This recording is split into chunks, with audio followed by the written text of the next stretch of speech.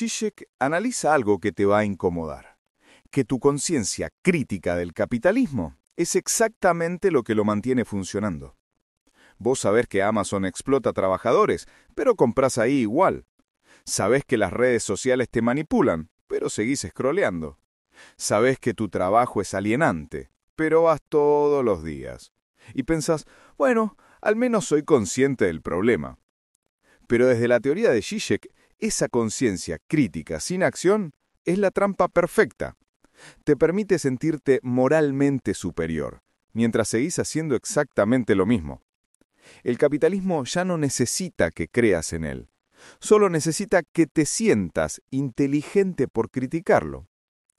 La teoría de Zizek no ofrece soluciones mágicas, pero sí te va a mostrar por qué tu forma de pensar el problema te mantiene paralizado.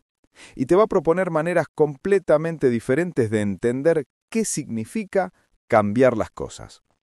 Hoy te voy a mostrar cómo la teoría de Zizek rompe con la lógica de ser consciente alcanza y qué alternativas plantea para salir de esa parálisis. Bienvenidos a Sociología para entender la sociedad.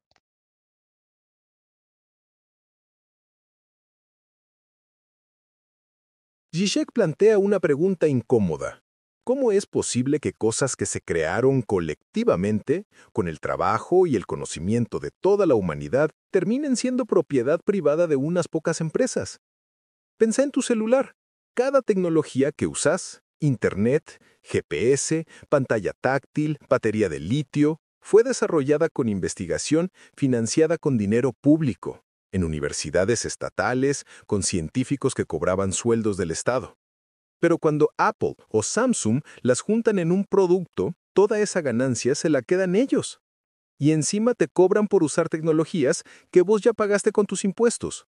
Este es el punto de partida de lo que Zizek llama la lucha por los bienes comunes. No es solo una cuestión económica. Para él es la clave para entender cómo se podría organizar una sociedad diferente al capitalismo. ¿Qué son los bienes comunes según la teoría de Zizek? Son todas esas cosas que necesariamente se crean de forma colectiva, pero que el capitalismo convierte en propiedad privada para generar ganancia. Zizek ha insistido en la importancia de los bienes comunes, el conocimiento, el medio ambiente, el lenguaje, la ciudad, como terreno central de la lucha política contemporánea. El concepto proviene de debates más amplios en la teoría crítica, especialmente en Hart y Negri.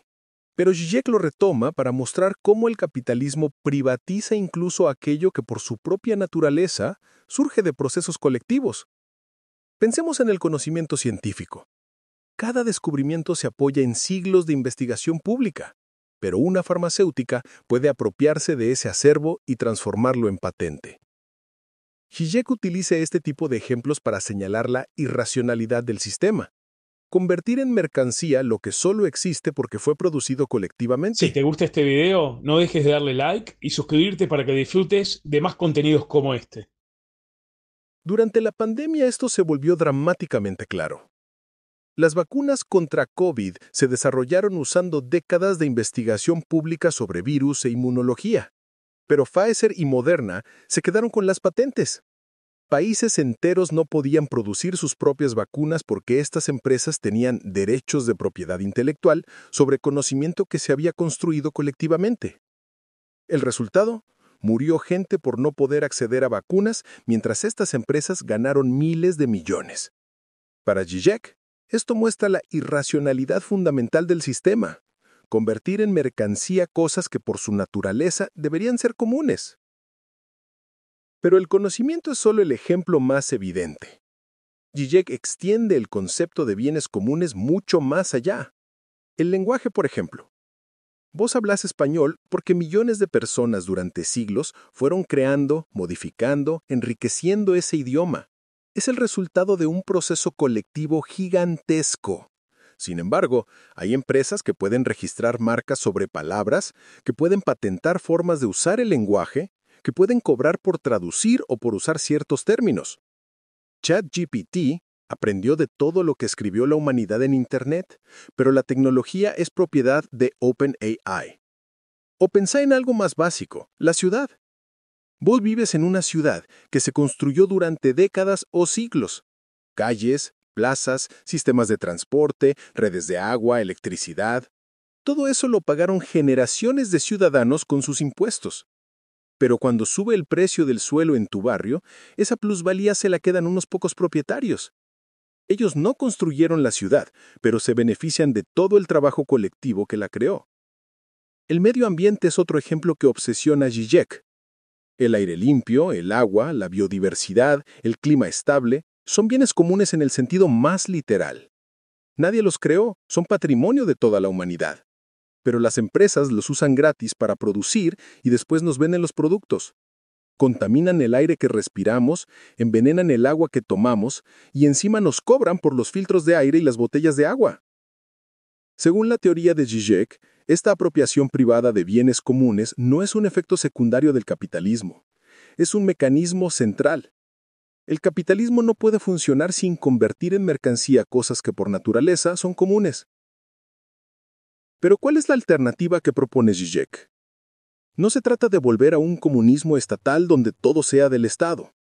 Desde su teoría podemos reconocer que hay cosas que por su naturaleza no pueden ser propiedad privada y organizarse para administrarlas colectivamente. Imaginemos que la investigación médica fuera realmente pública, no solo financiada con dinero público, sino que sus resultados fueran automáticamente de dominio público. Los medicamentos se producirían al costo, sin patentes que permitan cobrar precios monopólicos. ¿Cuántas vidas se salvarían? O imaginemos que la tecnología digital fuera realmente común, que Internet fuera una infraestructura pública como las rutas, que los algoritmos que organizan la información fueran transparentes y controlados democráticamente. Para Zizek, esto no es utópico, es lo más racional. Lo irracional es el sistema actual, donde unos pocos se apropian de la riqueza que creamos colectivamente. Pero acá viene la parte más interesante de su análisis. Dice que ya tenemos ejemplos funcionando de cómo podrían ser los bienes comunes. Wikipedia es el ejemplo perfecto. Es una enciclopedia creada colectivamente, sin fines de lucro, más completa y actualizada que cualquier enciclopedia privada que existió en la historia. ¿Cómo funciona?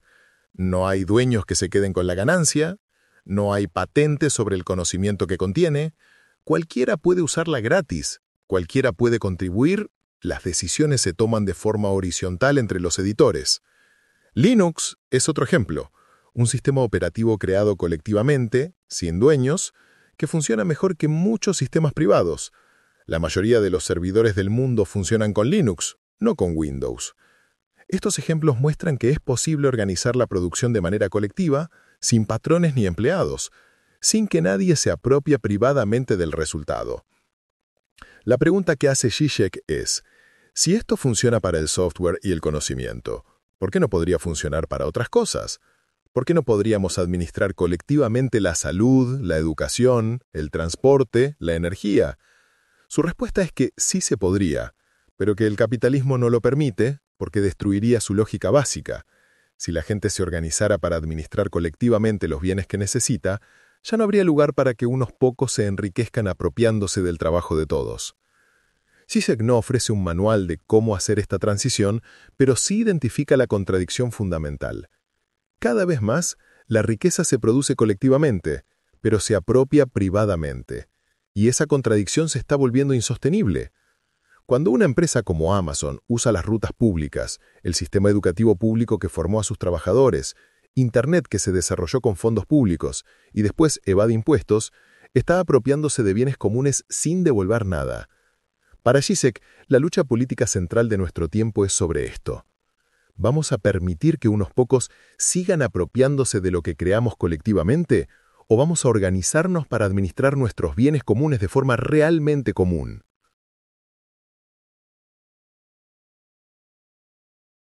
Zizek resalta una escena de la película Indiana Jones. ¿Recordás la escena del puente invisible, donde Indiana tiene que cruzar un abismo para salvar a su padre, pero no puede ver el puente? Tiene que dar el primer paso en el vacío, confiando en que va a haber algo que lo sostenga. Solo cuando pone el pie en el aire, aparece el puente. Para Zizek, esta escena es la metáfora perfecta de lo que él llama el salto de fe político. Interpretando su teoría sería exactamente lo que necesitamos para romper con la parálisis del capitalismo contemporáneo. Pero antes de que pienses que se volvió místico, aclaremos algo.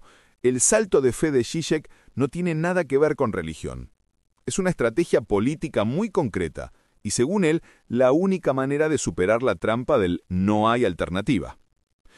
¿Cuál es el problema que identifica Zizek? Que estamos esperando garantías que nunca van a llegar. Queremos tener la certeza de que el socialismo va a funcionar antes de intentarlo.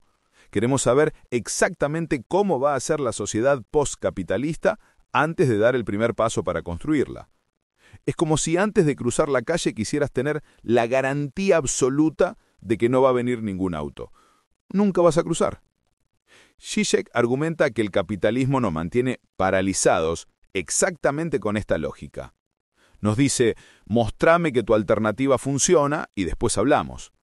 Pero es imposible mostrar que funciona sin probarla primero. Es un círculo perfecto. Para cambiar el sistema, necesitas actuar. Pero para actuar, necesitas saber que va a funcionar. Pero para saber que va a funcionar, necesitas que ya haya cambiado. Pensé en los ejemplos históricos que da Zizek. La Comuna de París, de 1871. Los trabajadores tomaron el poder en París sin tener un manual de instrucciones. No sabían exactamente cómo iba a funcionar una sociedad sin capitalistas. No tenían garantías de que iba a durar. De hecho, duró solo 2 meses antes de ser brutalmente reprimida. ¿Fue un fracaso? Para Zizek, no. Fue un salto de fe que creó nuevas posibilidades. Mostró que era posible que los trabajadores se organizaran sin patrones. Mostró que podían funcionar de manera diferente. Esa experiencia inspiró movimientos por décadas. O pensé en algo más contemporáneo, Occupy Wall Street. Cuando empezó en 2011, ¿tenía un programa político claro? ¿Sabía exactamente qué quería lograr? ¿Tenía garantías de que iba a cambiar algo? No, pero según el análisis de Zizek, ese fue exactamente su poder. No tenía un programa porque no estaba pidiendo reformas dentro del sistema existente. Estaba interrumpiendo las reglas del juego.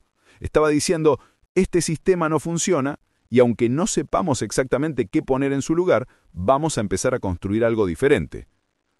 Occupy Wall Street cambió al mundo. En términos concretos, no, pero cambió el lenguaje político. Instaló la discusión sobre el 1% versus el 99%. Hizo que hablar de desigualdad fuera un eje de debate otra vez. Creó las condiciones para que después pudieran emerger fenómenos como Bernie Sanders. Este es el punto clave de la teoría del salto de fe de Zizek. El acto político genuino no es el que tiene garantías de éxito. Es el que redefine las coordenadas de lo que es posible. En Estados Unidos, hasta mediados del siglo XX, existían leyes que obligaban a las personas negras a ceder sus asientos en el transporte público si una persona blanca los reclamaba. Era parte de un sistema legal llamado segregación racial. En 1955, Rosa Parks, una mujer negra y trabajadora de una tienda, se negó a levantarse en un autobús en Alabama. Su gesto no fue el de una heroína individual que planeaba cambiar la historia. Fue parte de un clima de tensiones sociales, de décadas de organización y resistencia de la comunidad afroamericana. Lo interesante es que el acto no surge en el vacío. Está sostenido por años de organización política y por una acumulación de tensiones sociales. Pero al mismo tiempo su fuerza radica en que abrió un nuevo horizonte simbólico. De repente, la desobediencia se volvió pensable, incluso universalizable. Parks no fue una superhéroe, sino la catalizadora de una posibilidad que ya estaba latente en la sociedad. Para Zizek, esto es lo que distingue un verdadero acto político de la simple protesta. La protesta acepta las reglas del sistema y pide cambios dentro de esas reglas. El acto político rompe las reglas mismas. Cuando protestas pidiendo mejores salarios, estás aceptando que tiene que haber patrones y empleados. Cuando protestás pidiendo que los políticos sean menos corruptos, estás aceptando que tiene que haber políticos profesionales. Cuando protestás pidiendo que las empresas contaminen menos, estás aceptando que tiene que haber empresas privadas que puedan decidir cuánto contaminar. El salto de fe político, según Zizek, es diferente. Es actuar como si ya fuera posible una sociedad donde no haya esa división entre patrones y empleados. Es actuar como si ya fuera posible una organización social donde la gente participe directamente en las decisiones que la afectan. Es actuar como si ya fuera posible una economía que no esté basada en la ganancia privada. Pero ¿cómo se hace eso concretamente? Zizek no te va a dar una receta, porque si hubiera una receta no sería un salto de fe, sería un plan técnico. Lo que sí identifica Zizek son los momentos donde ese salto se produce. Mayo del 68 en París, las primaveras árabes, los movimientos estudiantiles, los ocupas en Argentina durante 2001. En todos esos casos, según su análisis, la gente no tenía un programa político detallado. Lo que tenía era la intuición de que las cosas podían ser diferentes y esa intuición la llevó a actuar como si ya fueran diferentes. Durante los piquetes de 2001, cuando la gente cortaba rutas y se organizaba en asambleas barriales, ¿tenía un modelo económico alternativo bien pensado? No, pero estaba actuando como si fuera posible organizarse de manera horizontal, como si fuera posible tomar decisiones colectivas, como si fuera posible resistir sin representantes. Esas experiencias no solucionaron la crisis, pero crearon nuevas formas de hacer política, mostraron posibilidades que antes parecían impensables, cambiaron las coordenadas de lo posible. Y acá viene lo más incómodo de la propuesta de Zizek. Dice que mientras sigamos esperando el momento perfecto, el plan perfecto, las condiciones perfectas, nunca va a pasar nada. El capitalismo va a seguir funcionando porque va a seguir convenciéndonos de que cualquier alternativa es demasiado riesgosa. El salto de fe no es actuar de manera irresponsable. Es reconocer que la responsabilidad genuina a veces requiere actuar sin tener todas las respuestas. Porque si esperás tener todas las respuestas, vas a estar esperando para siempre. La pregunta que te hace Zizek es simple, pero brutal. ¿Preferís la certeza de que el sistema actual no funciona o estás dispuesto a apostar por la posibilidad de que algo diferente sea posible? Porque según su teoría, esa apuesta no es opcional. Es la única manera de romper el círculo vicioso donde sabemos que todo está mal, pero no podemos imaginar cómo podría estar bien.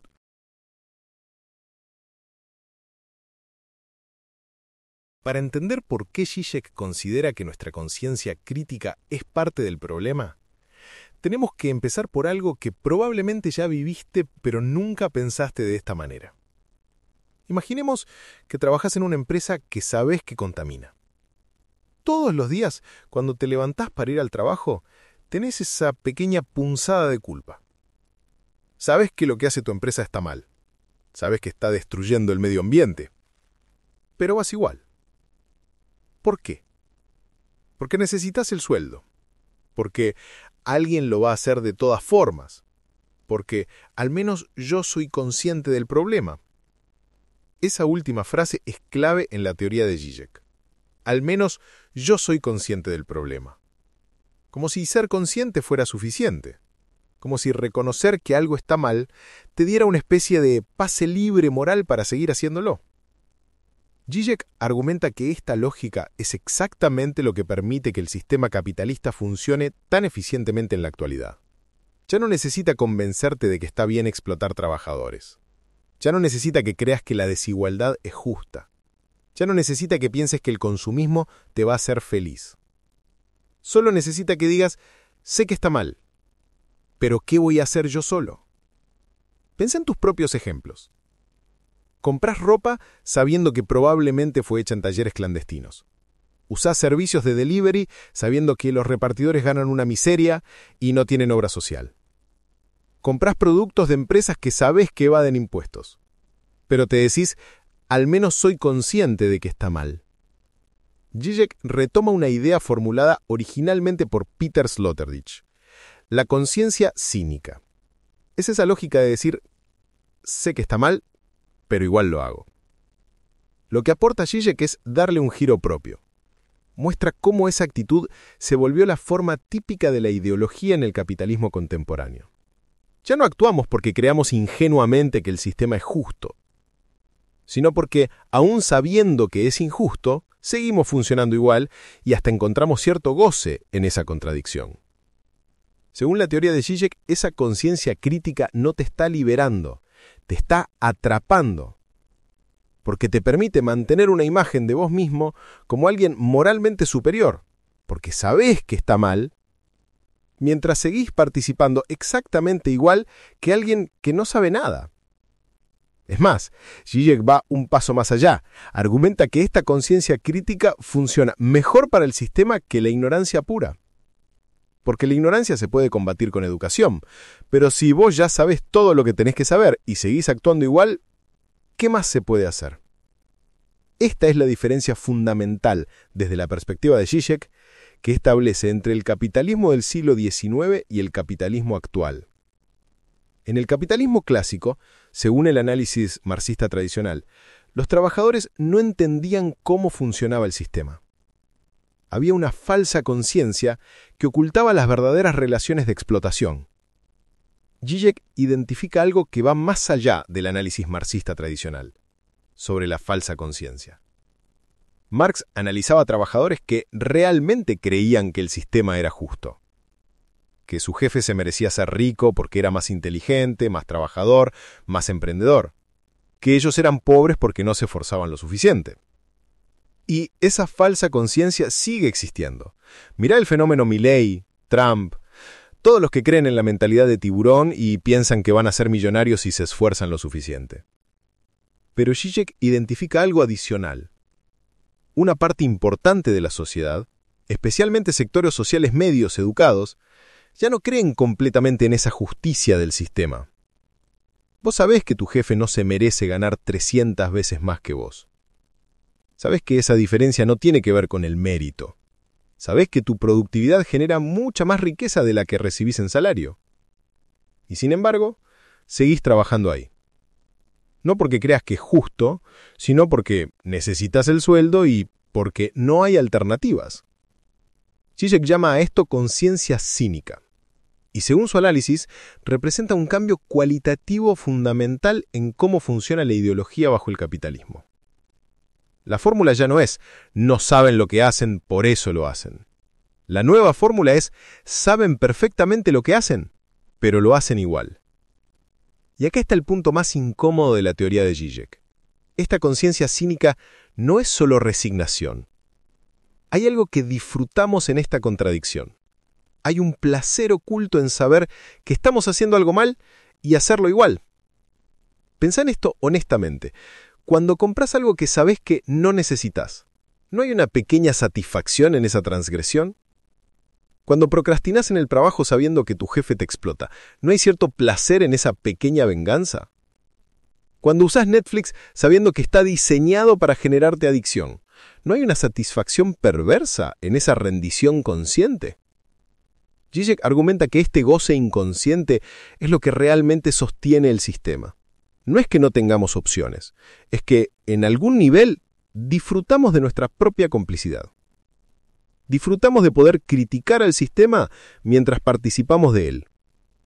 Disfrutamos de sentirnos más sofisticados que los que realmente creen en el capitalismo.